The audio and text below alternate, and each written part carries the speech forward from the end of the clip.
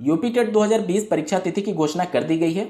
इसमें आप लोग के बहुत सारे क्वेश्चंस आ रहे हैं कि कौन कौन से अभ्यर्थी आवेदन कर सकते हैं, जैसे कि क्या दूसरे राज्य के अभ्यर्थी यूपी टेट के लिए आवेदन कर पाएंगे या फिर नहीं, और ऐसे अभ्यर्थी जिन्होंने एनआईओएस से अपना डीएलएड कंप्लीट किया है वो यूपी टेट का आवेदन कर सकते हैं या फिर नहीं, और ऐसे ही महत्वपूर्ण प्रश्नों का जवाब हम लोग इस वीडियो में ढूंढने की कोशिश करेंगे। नमस्कार दोस्तों, मेरा नाम है नीरज और आप देख रहे हैं करियर बिट यूट्यूब चैनल। अगर आप इस चैनल पहली बार विजिट कर रहे हैं तो इसको सब्सक्राइब करते हुए बेल आइकन को प्रेस करना ना भूलें।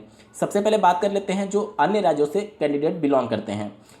जो शासनादेश यूपी टेट 2020 के संदर्भ में जारी किया गया है उसमें कहीं भी ये बातें मेंशन नहीं की गई हैं कि अन्य राज्य के अभ्यर्थी इसमें आवेदन कर सकते हैं या फिर नहीं।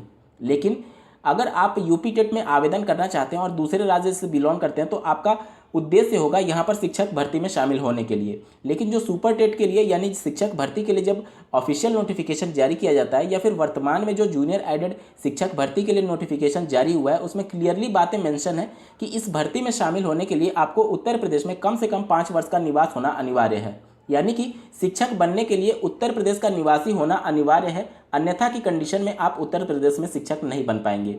तो इस कंडीशन को अगर आप समझें तो भले ही आप अन्य राज्य से यूपी टेट क्वालिफाई कर लेते हैं लेकिन आप शिक्षक भर्ती में शामिल नहीं हो पाएंगे अगर आप उत्तर प्रदेश के निवासी नहीं हैं। तो एक तरीके से देखा जाए तो आपका आवेदन करने का कोई फ़ायदा नहीं रह जाएगा। इस वजह से मैं बोल रहा हूँ उत्तर प्रदेश के अभ्यर्थी ही पात्र होंगे यूपी टेट में। अन्य राज्यों के अभ्यर्थी आवेदन तो कर सकते हैं लेकिन शिक्षक बनने के लिए आपको कम से कम 5 वर्ष का निवास दिखाना अनिवार्य होगा, तभी आप आवेदन कर पाएंगे शिक्षक भर्ती के आवेदन में। यहाँ तक क्लियर। अब बात करेंगे एनआईओ से डीएलएड अभ्यर्थियों के संदर्भ में। तो देखिए जो शासनादेश जारी किया गया है उसमें भी उनके संदर्भ में कोई भी बातें मेंशन नहीं की गई हैं, यानी कि शासनादेश के अनुसार आप भी आवेदन करने के लिए पात्र नहीं होंगे। लेकिन यहाँ पर मैं विशेष रूप से टिप्पणी जरूर करना चाहूँगा कि जो जूनियर एडेड हाई स्कूल में सहायक अध्यापक और प्रधानाध्यापक के लिए वैकेंसी आई हुई थी उसमें भी एनआईओ से डीएलएड अभ्यर्थियों को मौका नहीं दिया गया था। उनके द्वारा माननीय इलाहाबाद हाईकोर्ट में एक याचिका दायर की गई जिस पर सुनवाई करते हुए माननीय कोर्ट ने अंतरिम रूप से उनको आवेदन करने के लिए पात्र मान लिया था। तो ऐसी उम्मीदें हैं कि आपको आवेदन करने का मौका तो नहीं मिलेगा, लेकिन अगर माननीय कोर्ट में ये मामला जाता है तो आपको माननीय कोर्ट की तरफ से मौका दिया जा सकता है इसमें आवेदन करने के संदर्भ में। उम्मीद करता हूं मैं आप लोगों को चीज़ें समझ में आ रही होंगी। अब बात करेंगे कि कौन कौन से अभ्यर्थी पात्र हैं। तो स्क्रीन पर आप एलिजिबिलिटी क्राइटेरिया देख पा रहे होंगे। जिन्होंने 2 वर्षीय डीएलएड या फिर 2 वर्षीय बीएड, 1 वर्षीय बीएड या फिर 4 वर्षीय बीए बीएड या फिर बीएससी बीएड किया हुआ है तो वो सभी अभ्यर्थी यूपी टेट के लिए पात्र होंगे आवेदन करने के संदर्भ में। और कौन कौन से अभ्यर्थी पेपर 1 के लिए पात्र हैं तो स्क्रीन पर देखिए।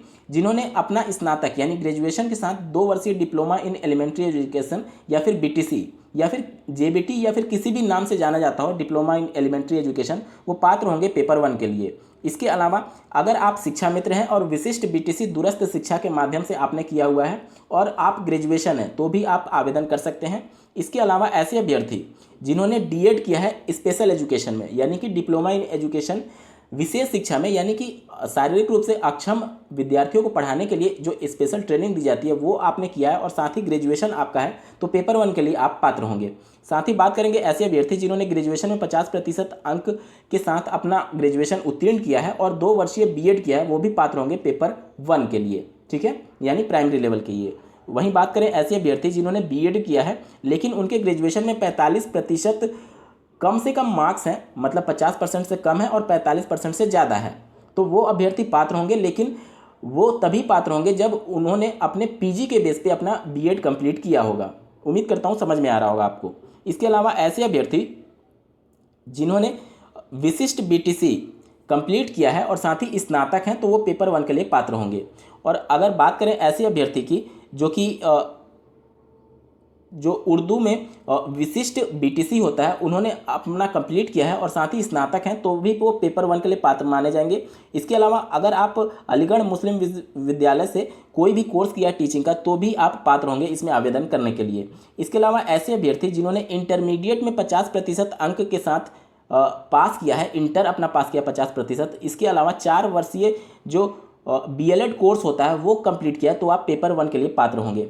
आप लोग के बहुत से प्रश्न आते हैं कि बहुत से स्टूडेंट ऐसे भी होते हैं जिन्होंने किसी अन्य राज्य से डीएलएड या फिर ऐसा कोर्स कर लिया है जो कि इंटर के बेस पर होता है तो वो अभ्यर्थी इसमें पात्र नहीं माने जाएंगे, क्योंकि यहाँ पर पेपर 1 में आप देखेंगे तो इंटर के बेस पर सिर्फ एक ही एलिजिबिलिटी क्राइटेरिया दी गई है, और वो भी दी गई है कि तब उस कंडीशन में उनका 4 वर्षीय डीएलएड कोर्स होना चाहिए। जबकि डीएलएड अगर आपने इंटर के बेस पे किया है या फिर डीएड किया है इंटर के बेस पे, तो आप पेपर 1 के लिए पात्र नहीं माने गए हैं यूपी टेट 2020 में।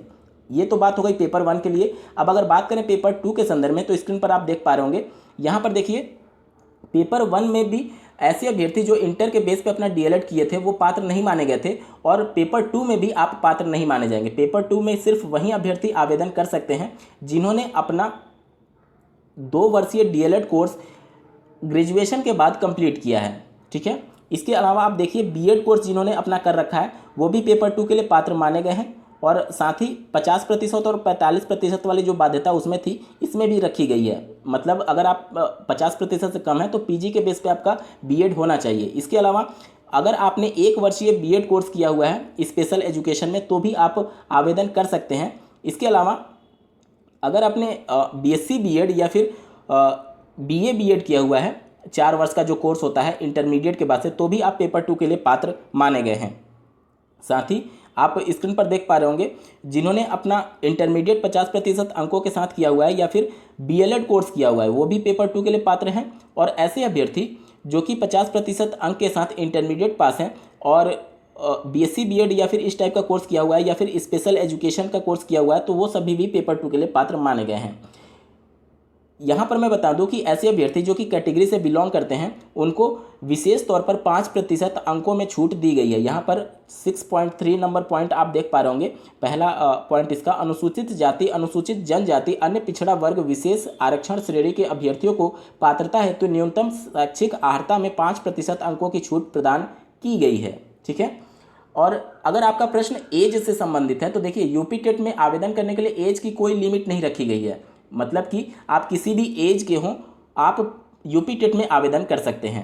लेकिन जब यूपी टेट आप पास कर लेंगे उसके बाद जब शिक्षक बनने जाएंगे तो शिक्षक के लिए एज निर्धारित की गई हुई है। अगर आप जनरल कैटेगरी से हैं तो 40 वर्ष तक के अभ्यर्थी ही शिक्षक बनने के लिए पात्र माने जाते हैं, और अगर आप कैटेगरी से बिलोंग करते हैं तो 5 वर्ष का अतिरिक्त छूट आपको दे दिया जाता है। यानी कि अगर आप कैटेगरी से बिलोंग करते हैं तो कम से कम 21 वर्ष के होने चाहिए और अधिकतम 45 वर्ष के होंगे, तब तक आप आवेदन कर पाएंगे शिक्षक भर्ती के संदर्भ में। उम्मीद करता हूँ यूपी टेट 2020 के एलिजिबिलिटी क्राइटेरिया से संबंधित आप सभी के डाउट्स क्लियर हो गए होंगे। इस वीडियो को देखने के लिए आपका बहुत बहुत धन्यवाद। भगवान करे आपका दिन शुभ हो।